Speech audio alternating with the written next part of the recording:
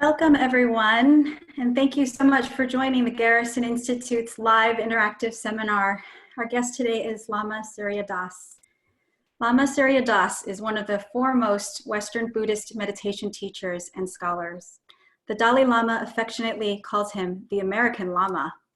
Lama Surya Das has spent over 45 years studying Zen, Vipassana, yoga, and Tibetan Buddhism with many of the great old masters of Asia, including some of Dalai Lama's own teachers. Lama Surya Das is the author of over a dozen international best-selling books. In 1991, he established the Dzogchen centers and Dzogchen retreats. And in 1993, with the Dalai Lama, he founded the Western Buddhist Teachers Network and regularly organizes its international Buddhist teachers conferences. Today, Lama Surya Das teaches and lectures around the world, conducting dozens of meditation retreats and workshops each year. Before we begin today's session, I'll go over a few logistical items about our gathering. We're on a Zoom webinar, so participant audio and video are off. You'll see Lama, and for the time being, myself. For anyone unable to attend live, we are recording these sessions, and you'll have a chance to view these recordings, as well as a schedule of upcoming programs at garrisoninstitute.org. We offer these sessions free of charge as a goodwill gesture to support our community during these times of great uncertainty. We would welcome donations of any amount to help us continue to offer these sessions. Thank you. Finally, we'll have some time for Q&A toward the end of the call. You can post your questions in the Q&A panel, which is located at the bottom of your screen if you just hover your arrow over the Q&A button. We're on for an hour today, and we'll respond to as many questions as we can. Please forgive us if we're unable to get to your question. Thank you again, Lama, for being with us today, and I will turn it over to you.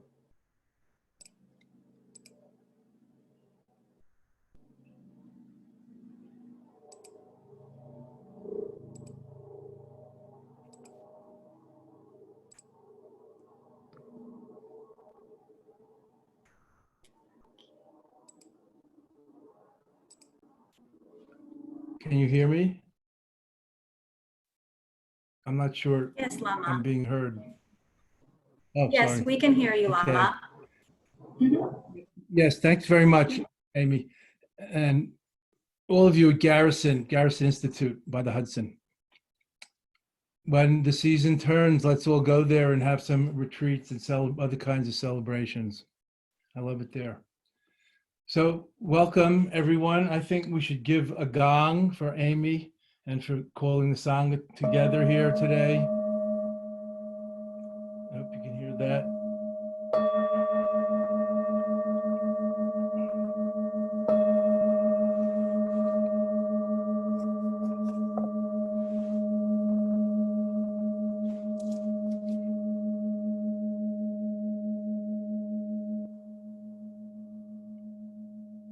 Buddha said in hearing, there is just hearing, nothing to listen to and no one hearing it. It's a great teaching about pure process, beyond subject, object, and interaction, the three wheels of karmic reactivity.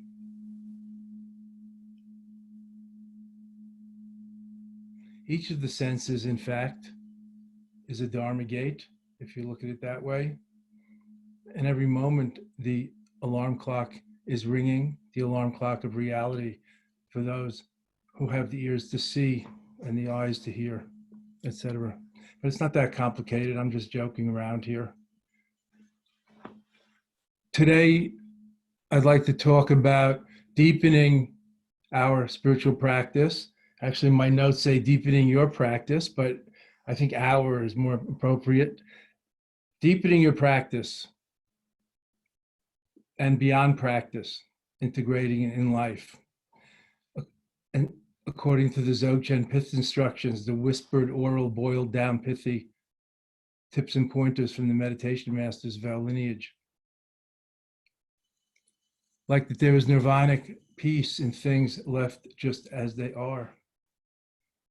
There is nirvana right here within samsara. We are all Buddhas by nature.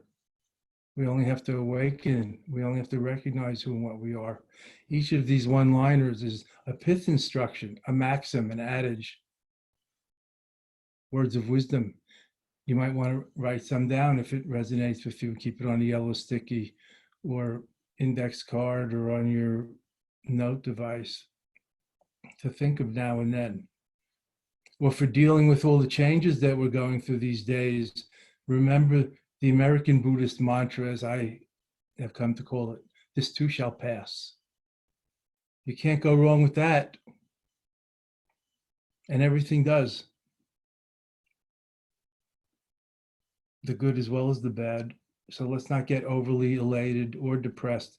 Just enjoy surfing the waves, the ups and downs of daily life, happy and sad, no problem, flowing. Pith instructions are a great way to keep yourself centered, like having a mantra. We're not going to go into that now, but just to have some reminders, like Atisha's 59 mind training slogans for transforming your attitude and awakening the noble-hearted bodhicitta, altruistic compassion mind. There are other lists. I'm just mentioning a few today for fun. And I want to talk really about deepening our practice, deepening our meditation. There are many kinds of practices. I'm not going to go into all that. Also, we want to have a practice session together, so I hope we can take you a little deeper. We'll dive in deeper together if we can. So there's many kinds of practices, but I want to talk about deepening one's own practice, deepening the practice that we do, the path that we're on. It's hard to talk about.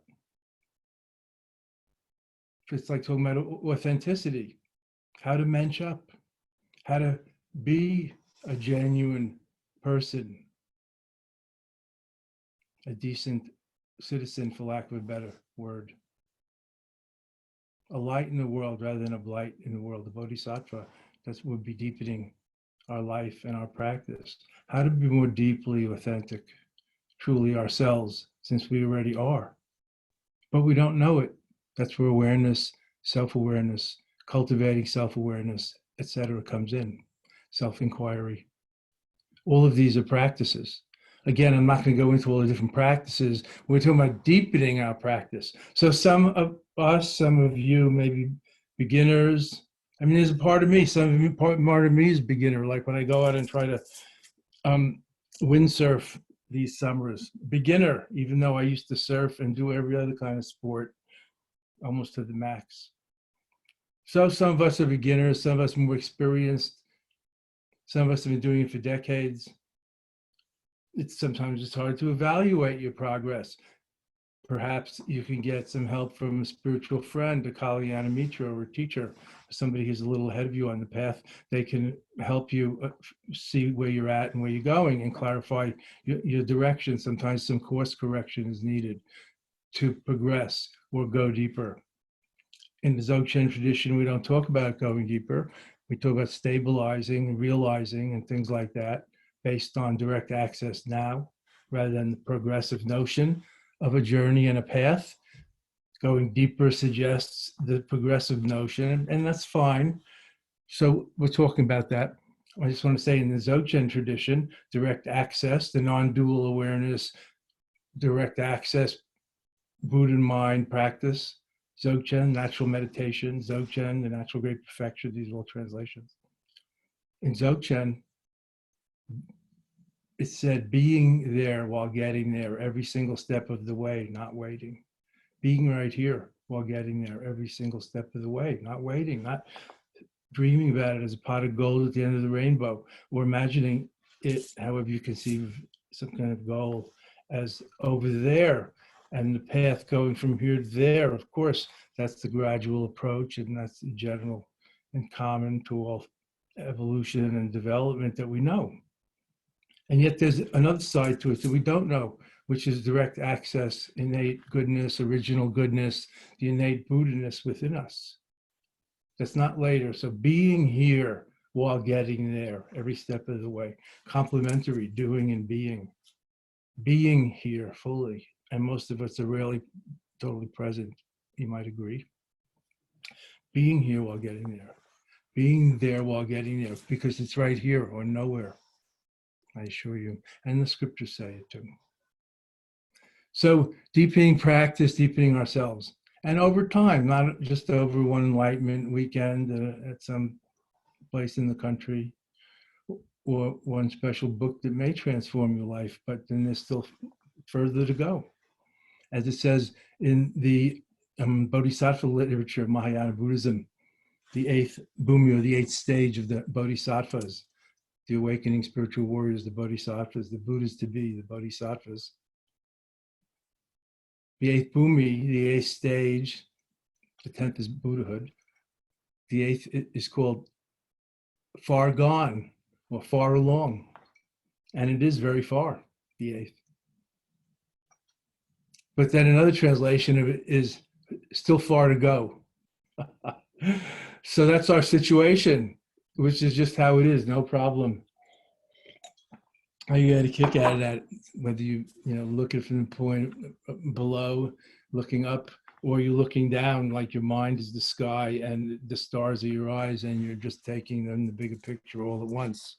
Still far to go before that, no matter how good your meditation, your samadhi, or your pranayama is. There's a lot of ways to talk and think about deepening, and I'm going to mention that a little bit because it might be helpful for you to guide yourself and see how your practice or practices are going. Again, there's a difference between deepening yourself, deepening on your path, progressing on the path, and practices. So deepening your practices includes whatever practices that you're doing.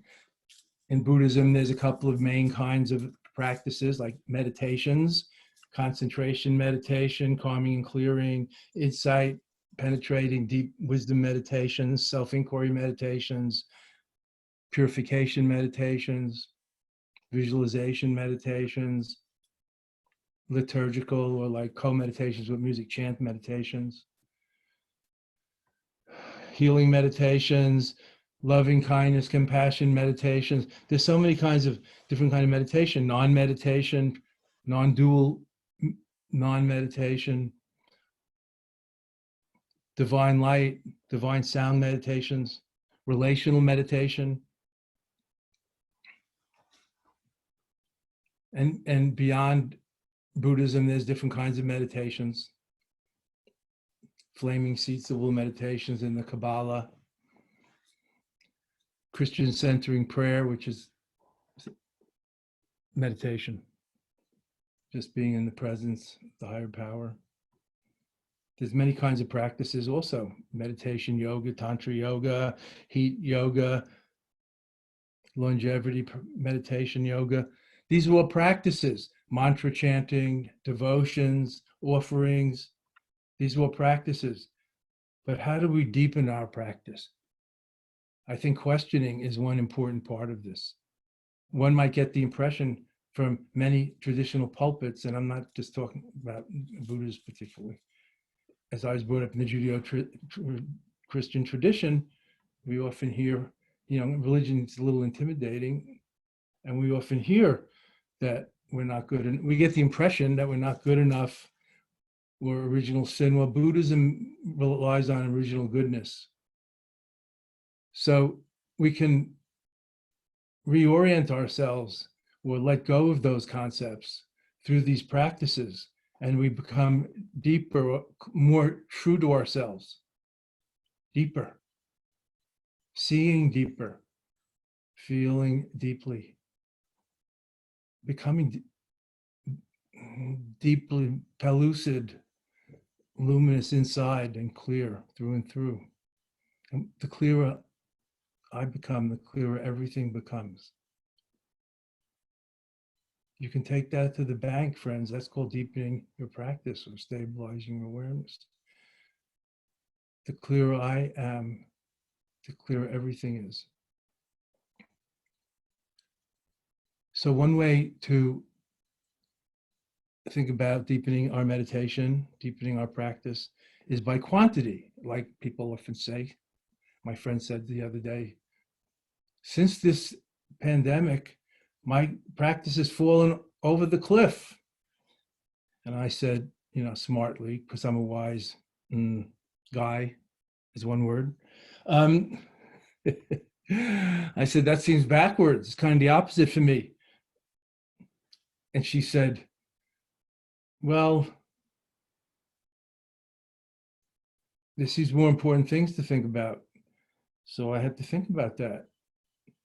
Maybe I do want to consider some other things besides just being peaceful in my own meditation these days during the lockdown. So we can look into and see, if we're developing like more wisdom and compassion, not just calm and clear, not just relaxed through meditation or mindfulness, but are we more sympathetic, empathic, empathetic? Can we feel better, more precisely what others feel? We all think mind reading is a magic trick. It's not. When my mind is still, the movements of others' minds, etc., are much more clear. Like at night, if you're playing hide and seek at night with your, tween friends, like I used to do, then if you're looking for somebody, you kind of chase them, or you look, and then you stay stock still. And because you're still, you can discern much more easily the movements of others. Similarly with the mind. So calming and clearing and concentrative practices help you go deeper into understanding yourself, undisturbed by the obscurations and the whirlpools and the icebergs and the foam and flecks of foggy mind that we get from stirring it and shaking it so much all the time, like we're trying to turn milk into butter. We're always churning that mind, or as I think of it, my popcorn machine mind. Just because the corn keeps popping, thoughts and feelings and moment-to-moment perceptions doesn't mean that I have to butter them up.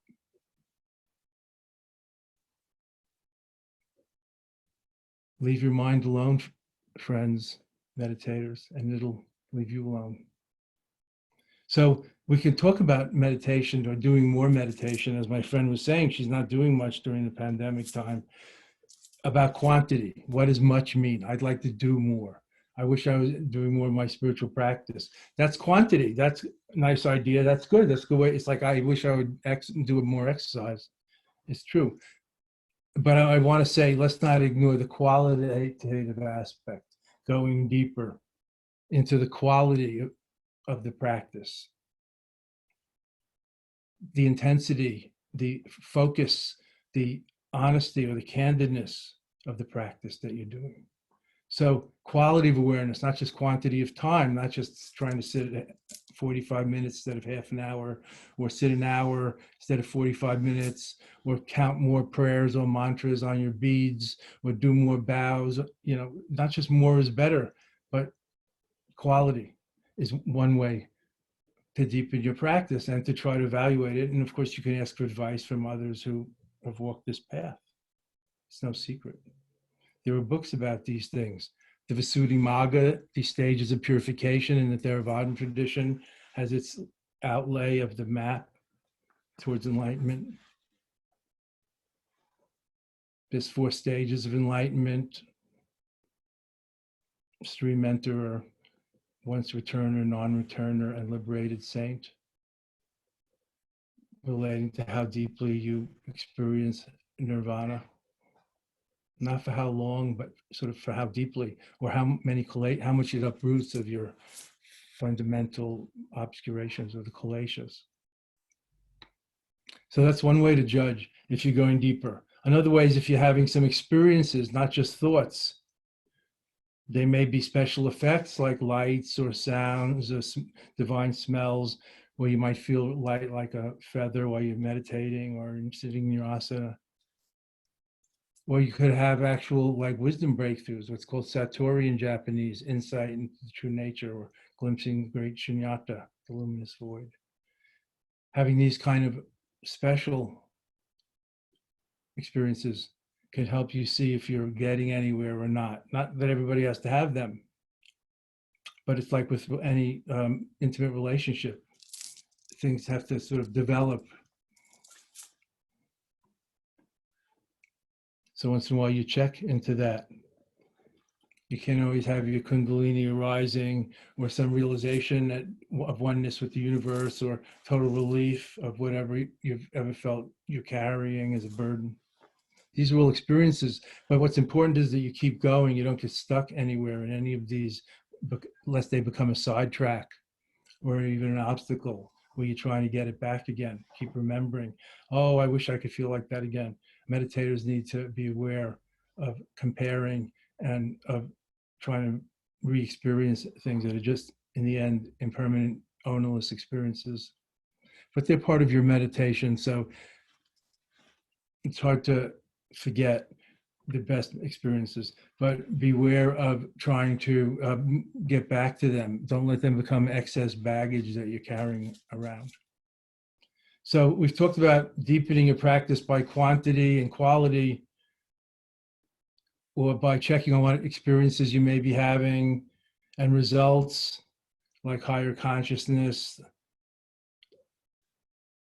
like feeling naturally less defensive or more open or welcoming, like being feeling more generous or less fearful. If your character is becoming hardened, like saddle leather, as the Tibetans say, it's a saying, don't let your mind become hard like saddle.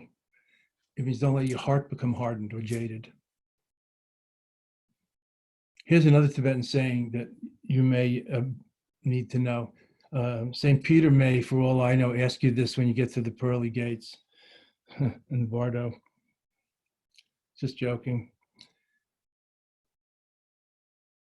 You know, who are you? Who am I? The question of identity.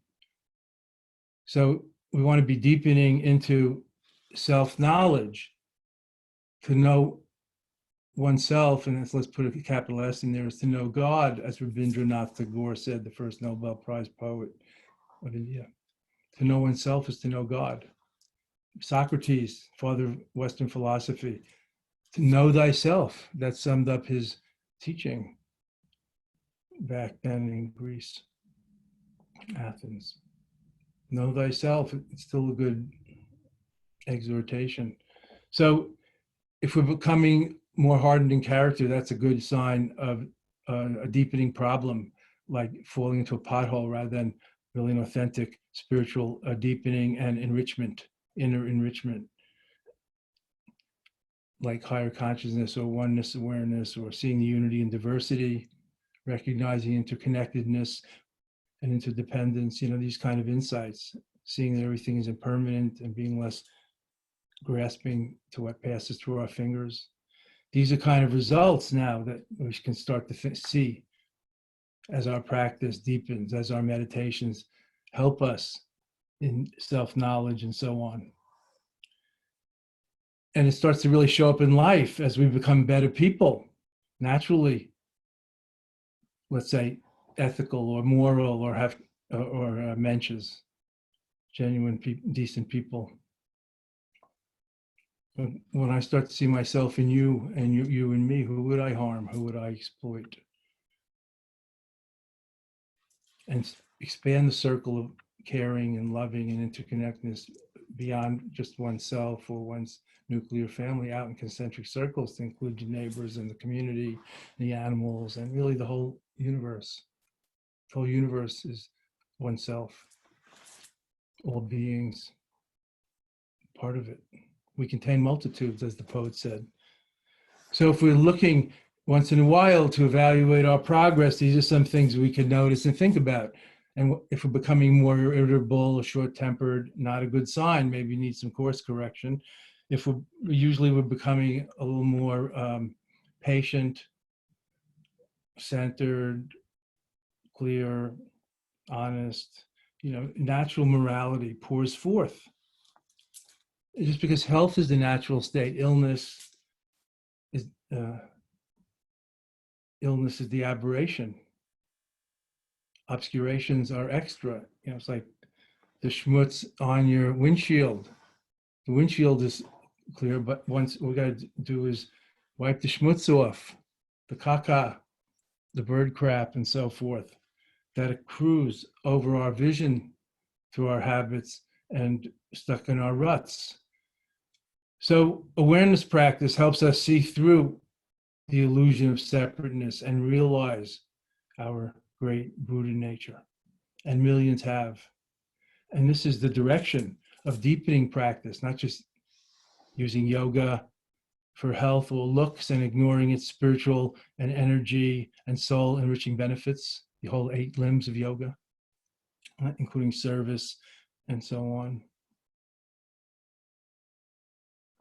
Not just using mindfulness each morning like mental floss, to have a shiny smile and good teeth hygiene during the day, a clean mind. Clean mind is good, but there might be more to it than just mental floss, like basic dental health. Mental health, that's good, but we're talking about total transformation. It's much more radical. Buddha said anybody can become as awake, as enlightened, as nirvanically peaceful and blissful and free, like this, like me, like him, like this. Anybody, by pursuing such a path of awakening.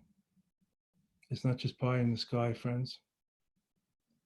So let's not just stay with the first basic level of meditation or yoga, questioning, searching, seeking out interesting mentors or teachers. These can help us deepen our practice and deepen ourselves and deepen our lives, stabilize our awareness, and realize, as the Zen master Hakuin sang long ago, this land where I stand is the pure land. This body, the body of Buddha. And he wasn't talking about himself only. He was talking about you. You know, you, the Buddha. That's what he's talking about. The Buddha within each of us and all of us. The original goodness.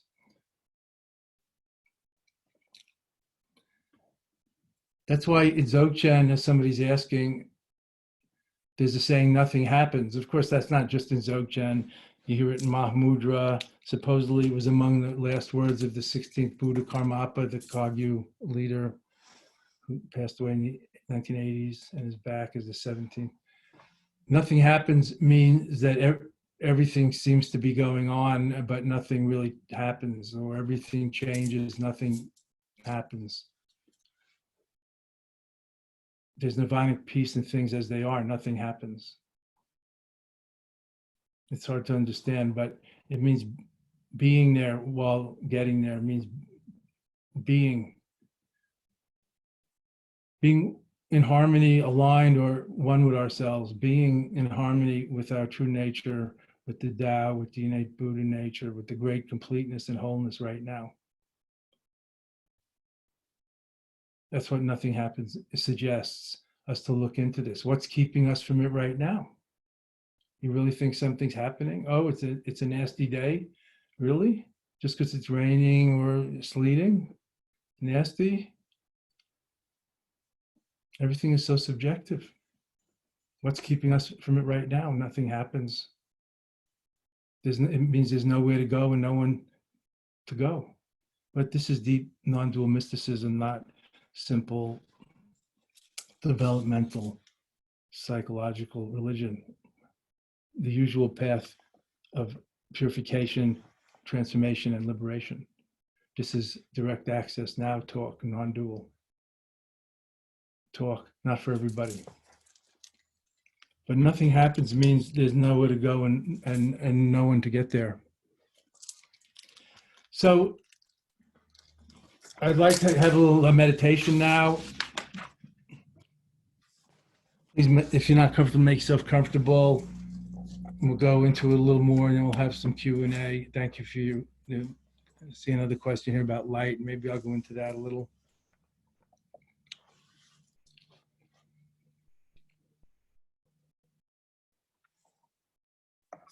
Make yourself comfortable and enjoy a few moments of contemplative sweetness, unless you have other plans or worries.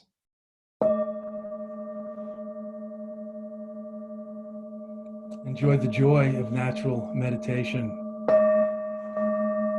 the joy of being, the simplicity in resting at the origin of all things, groundless and boundless, luminous, great completeness, Dzogchen, Mahamudra, the ultimate stance,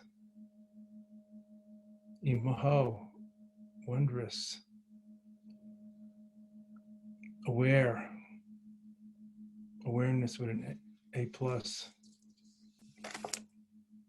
awaring, awareness, aware of awareness, aware of whatever momentarily arises in the body-mind continuum in the present moment, observing it, aware of its coming and going, letting go.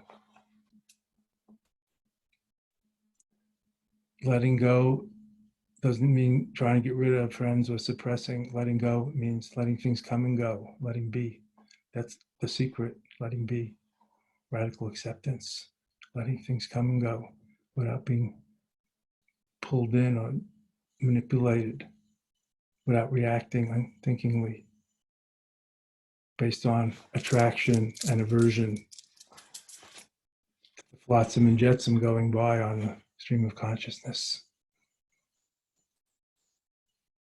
The great Tao, the flow of awareness, pure presence. Notice, pay attention, pays off. This breath, only breath. This moment, only moment, because nowness, awareness is the true Buddha within. Right now, Imaho. Miraculous, amazing, eureka. Enjoy the joy of non-meditation, of just being Buddha. Assume your Buddha seat. Buddha. Imaho.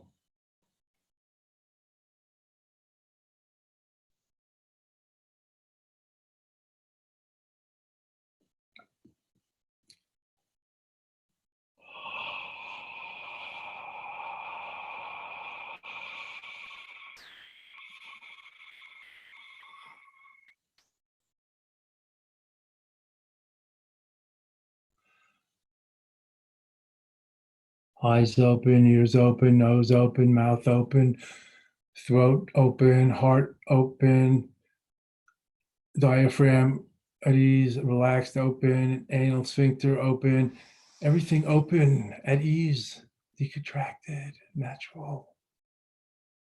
Ah, what a relief to have arrived at last, here and now. Wow, wow. Imaho. Nothing else to do, figure out or understand, know where to go. Nothing happens. Everything is it in the great perfection of things left just as they are. The natural flow, natural breath. Let it come and go. Imaho. The natural meditation. Unmeditation, undoing the habit of overdoing.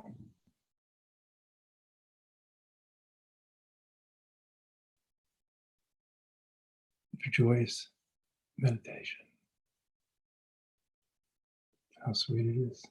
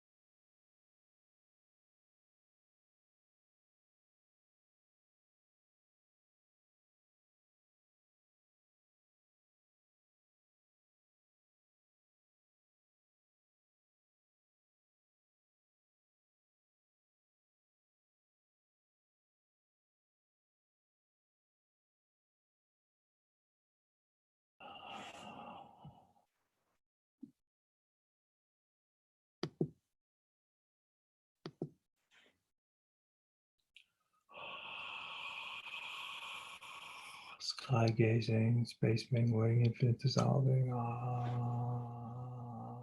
Sometimes we chant just gently say for Dr. Das.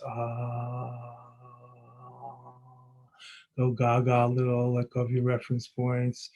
Unsocialized baby Buddhas.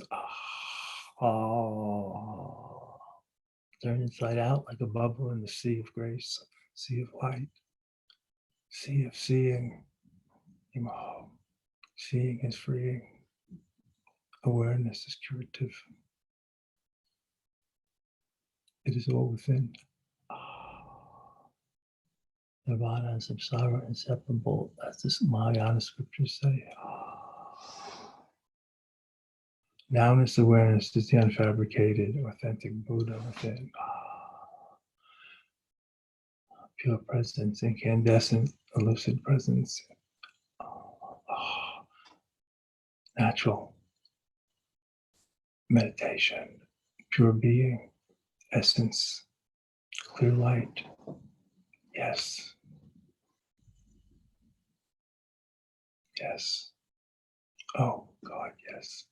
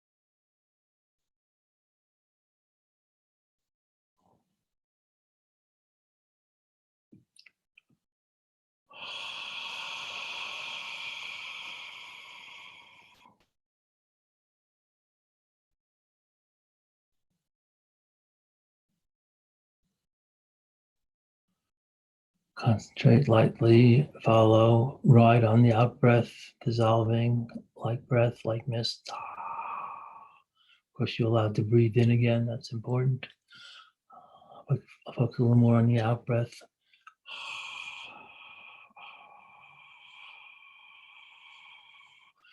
Each breath, a little out breath, each breath, a little death, a little relinquishing, a little letting go. Just shedding those tons of excess baggage of karma and kalesha, nature and nurture. Just freeing up right now, at ease, and resting in the origin of all things. Assume your Buddha seat. American Buddhists awaken, throw off your neurosis, your hang-ups. Dance with life. Imaho. A joyous transformation.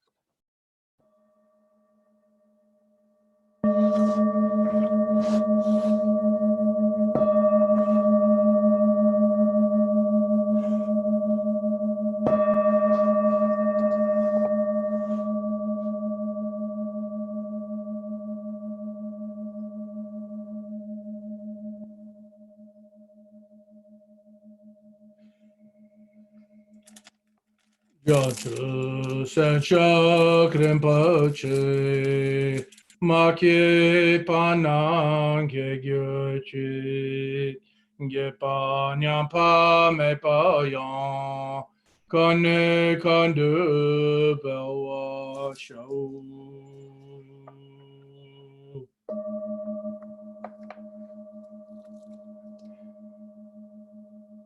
Wherever the lamp of enlightenment has been lit, may it blaze up. Where it has not yet been lit, but ignited, may it be lit. May it take hold.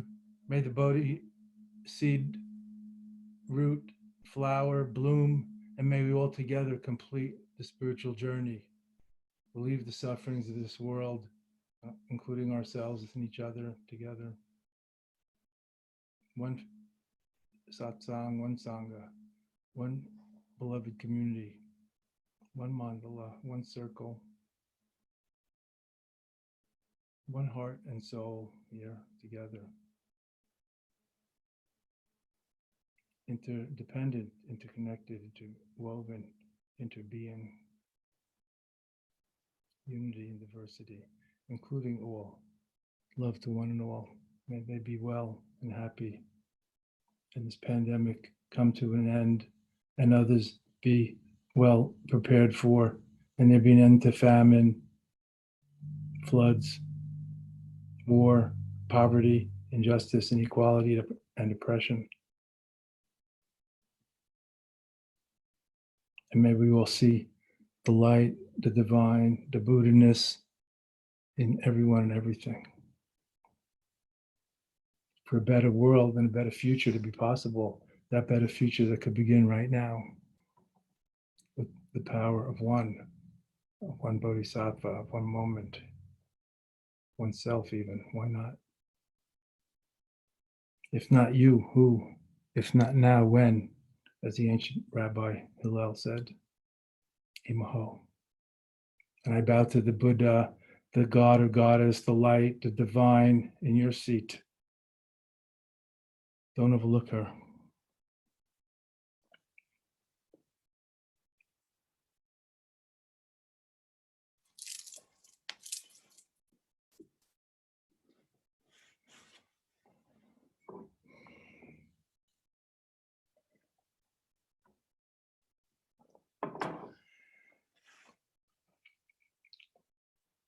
I tried to integrate some of the questions here into the guided meditation and the prayers, but because experiencing and actualizing these things is how we progress and deepen and develop and flower and bloom and blossom on the spiritual path.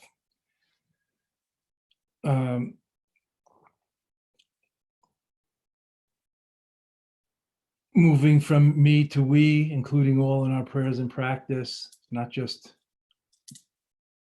thinking of life or making efforts, self-improvement project, or self-transformation or self-liberation. That's all fine to a certain extent, but in the ultimate analysis, there is no separate permanent self, and it can't really be helped. So self-help projects also have to go finally, even if they're golden handcuffs, they still tie you down. Wishing enlightenment to take root, ignite, illumine, spread is a prayer by the Peace Master Shanti Deva. It's the Dalai Lama's one of his favorite prayers in public that I chanted at the end there. It's a beautiful bodhisattva wish, aspiration.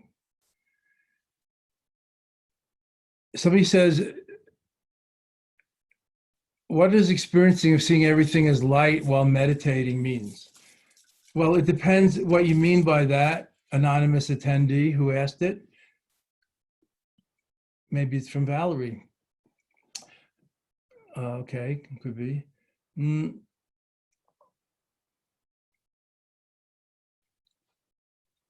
Maybe it means see everything as like energy. Then you might say, well, what does that mean? Well, as you think about it, modern scientific people, what is matter but a slower form of energy than sound waves? You with me? it's all energy. If you want to look at it from the point of view of energy, molecules, atoms, electrons and neutrons whirling around all the way, the micro level, and then the galaxies and everything at the macro level. So recognizing that is one way of looking at it. Seeing everything as light, meaning like seeing everything as luminous. How about that? And being in, let me play with the word a little, a liminal state, which is not our usual conceptual awakened awareness, like a liminal state, like hypnagogic images while you're falling asleep and you're half asleep and half not, as a liminal state. So you see through everything, even though you see that it's there. So that's one meaning of seeing everything as light. Another thing could be actually one of the special effect-like experiences or results of meditation that I was talking about before under the topic of developing your practice. You could, I would say, for example, have an experience like your body is light as a feather, or lifting up or falling down. I mean, I've had those. Some of us have, or involuntary bodily movements just occasionally. You might feel light as a feather, or you might feel light. You might just be a light. Like I felt like I was a luminous like a candle flame dancing in a secret niche in the Pearl Mosque in my father's mansion. Nothing but light. Now, if you close your eyes, you could actually practice learning something in this direction of the question, seeing everything as light, in the clear light meditations of Vajrayana, of Diamond Path Buddhism, Mahamudra, and Dzogchen, where you look into the light that's behind your eyelids. If you close your eyes, you'll see it's really not dark in there. It's really iridescent, phosphorescent, and there's some, slight changes in intensity. And if you touch your finger to your closed eyelid, you get a shadow or a little after image of light, just to see that there are shadows and lights and darks in there. It's not just black. It's not just dark. So if you breathe out into that and in out of it and practice co-meditating on light, you become light and you be light, and then you start to see everything as light. You have like a crystal globe, great consciousness experience. So there's many interpretations of seeing everything as light while you meditate. You might even just have a sensory special effect experience of everything being light, instead of maybe some people see everything as a color sometimes. And anyway, these are special effects that come from the opening of chakras and channels and releasing of knots and energies on the path of purification or the spiritual journey. Oh, here's a good one.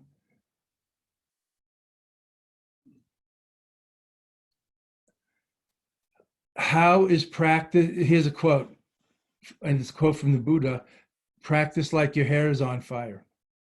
It's a quote from the Buddha, meaning if your hair was on fire, you stop doodling and drop whatever you were working on and start trying to put it out. So it's about spiritual emergency or urgency. So the question is, how is, in quotes, practice like your hair is on fire go with the Buddha's teaching of the middle way? The middle way is what Buddha called his teaching, not Buddhism. It means beyond extremism, beyond always and never when you're in conversation or thought, beyond black and white, beyond extremes like nihilism and materialism, beyond is and is not, beyond dogmatic assertions, which are pretty limited.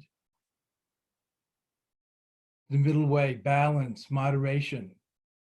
That includes a little extremism sometimes. So some people are more ascetic. So to get people motivated, the Buddha said, apparently, practice like your hair is on fire.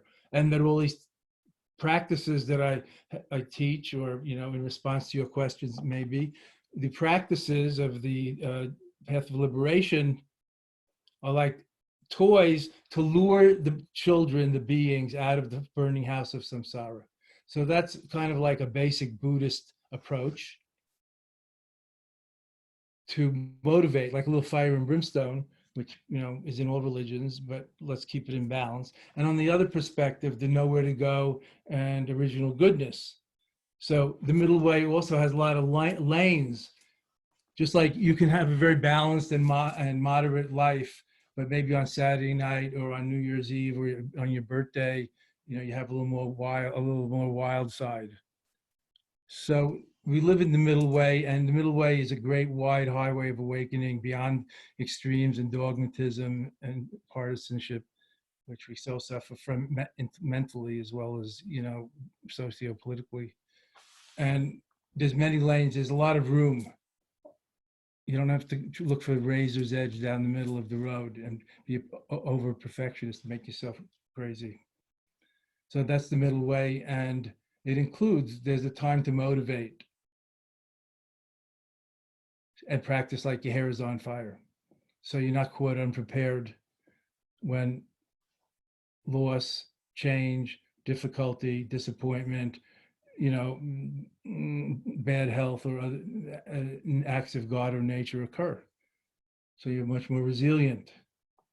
So you're much deeper and more centered and solid and flexible and pliant, also not rigid.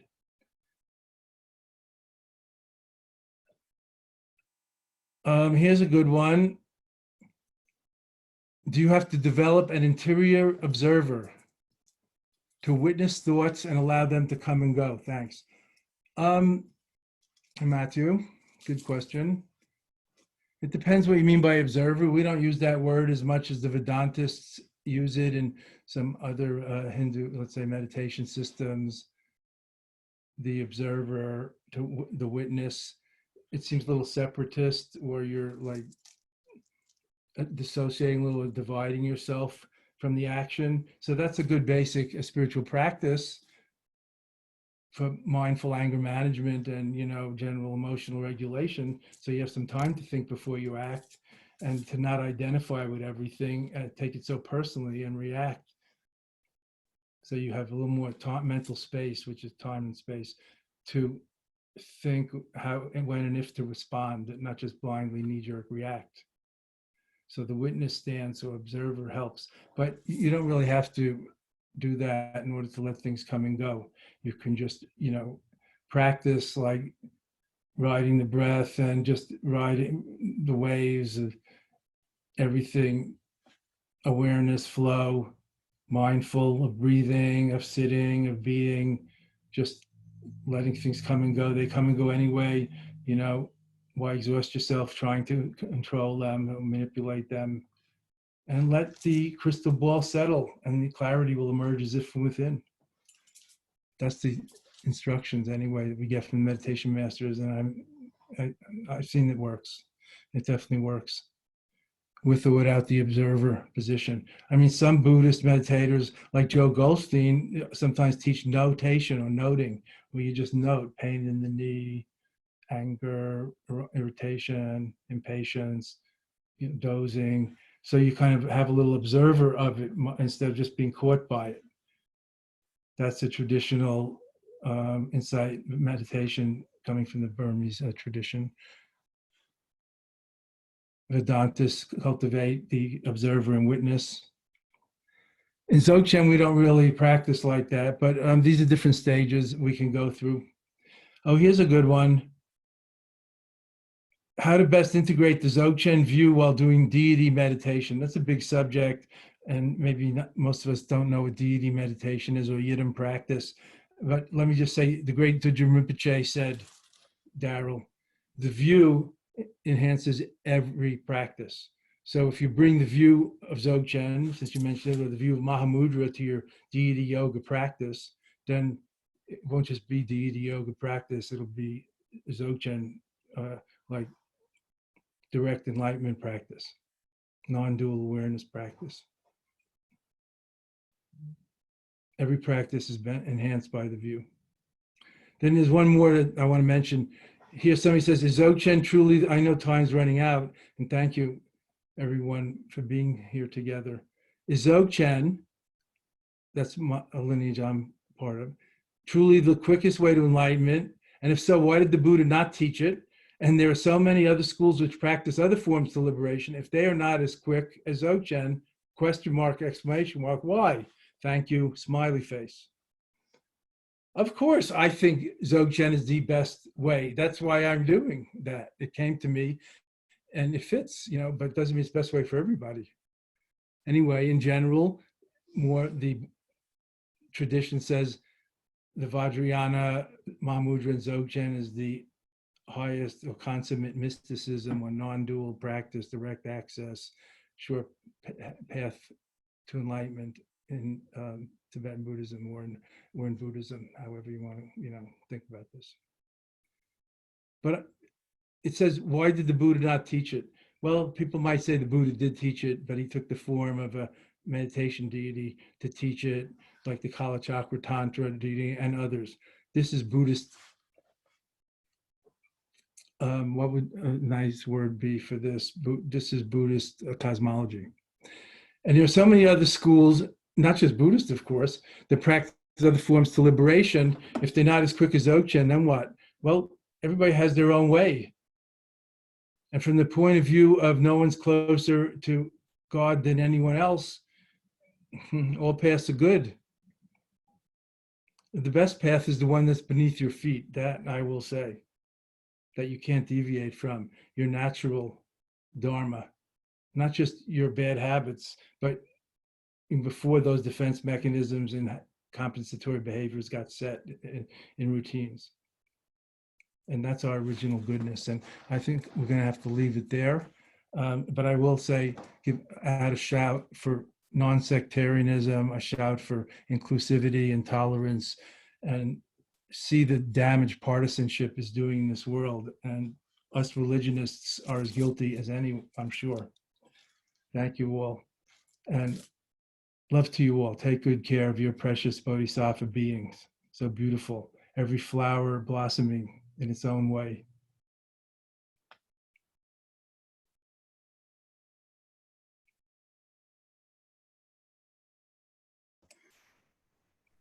Thank you, Lama Surya Das, for being with us today. Thank you all for joining us. And Lama Surya Das has a number of spiritual offerings, which you can find by going to Facebook, Twitter, and Instagram and following him, as well as his own podcast, Awakening Now, which can be found on the Be Here Now network. For more information, please visit www.surya.org. We'll post that information in the chat box.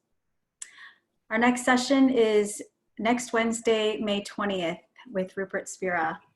Please keep checking garrisoninstitute.org for updated listings of future sessions and to view recordings of this gathering and others. Again, we provide these sessions free of charge. If you would like to support this effort, please consider making a donation at garrisoninstitute.org. May everyone be happy, healthy, and safe.